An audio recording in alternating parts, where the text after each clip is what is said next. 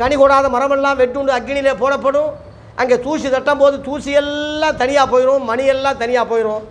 அந்த கோதுமை மணியை களஞ்சியத்தில் சேர்க்கிறார். களஞ்சியம் வந்து பரலோகம், கோதுமை மணி வந்து உங்கள் ஆத்துமா. அக்னியில் சேர்க்கறது வந்து அக்னி கடல்.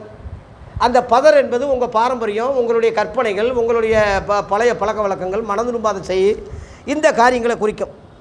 ஆகவே இப்படிப்பட்ட உபதேசம்தான் அவன் செய்தான். ஆகவே அவருக்கு 14ஆம் வசனத்தில் இயேசு வந்து அவங்ககிட்ட ஞானஸ்நானம் பெற வர்றாரு. ஏன்னா அவர் ஞானஸ்நானம் கொடுக்க கட்டளையிடும் போது அவர் பெறாமல் விட்டால் ஊருக்கு தாண்டி உபதேசம்னு அவர் எப்படி சொல்ல முடியும்? அவர் பெற வேண்டியதாக இருக்கே.